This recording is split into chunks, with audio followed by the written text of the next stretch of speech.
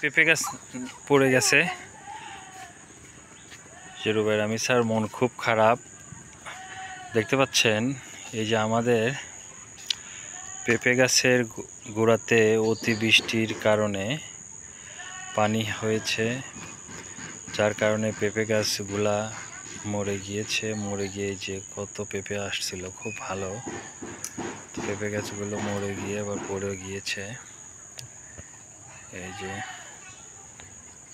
সবগুলো গাছ মারা গিয়েছে। ওই যে এখান দিয়ে খুব সুন্দর গাছ ছিল। এই যে একটা গাছ, এই যে একটা গাছ, এটা মারা যাচ্ছে।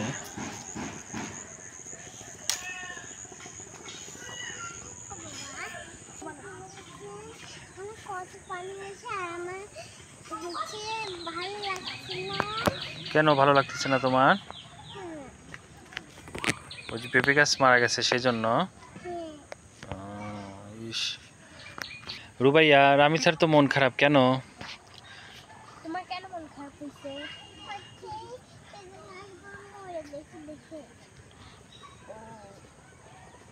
তোমার পেঁপে গাছগুলো মারা গেছে দেখে তোমার মন খারাপ।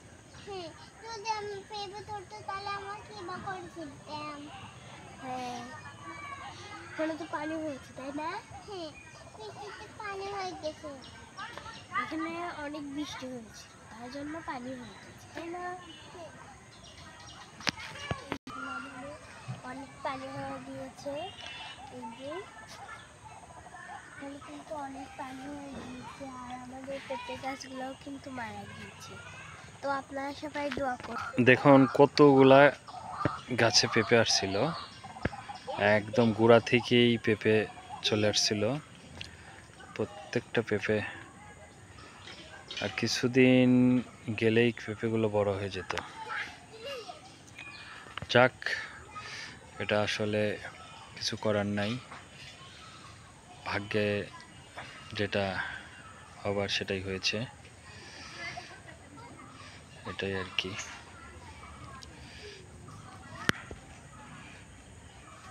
পানি এই পর্যন্ত উঠে গেছে, আর এই যে একটু আর 1 ফিট হলে এই যে এই পেঁপে গাছটা গোড়াতে পানি উঠবে। তো আর যেন পানি না হয় সেটাই দোয়া করি। এই একটা পেঁপে গাছ, প্রচুর বৃষ্টির কারণে যে একটা পেঁপের গাছে পেঁপে ধরছে মাশাল্লাহ। এই যে একটা গাছ দেখতে পাচ্ছেন খুব সুন্দর পেঁপে ধরছে। এবার চলো এই পেঁপে গাছটা দেখাও। পেঁপে দেখেন,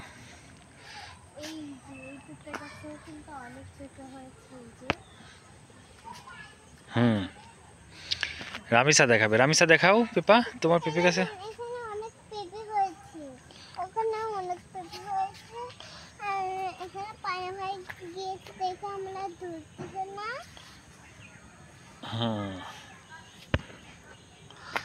এই যে এই গাছটাতে মাশাআল্লাহ আলহামদুলিল্লাহ অনেকগুলো পেঁপে হয়েছে। এই যে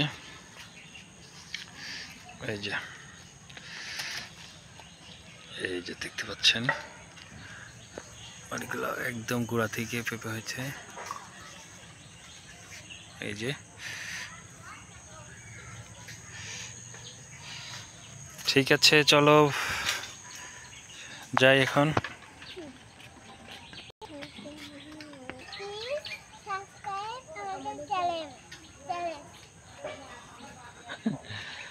চলে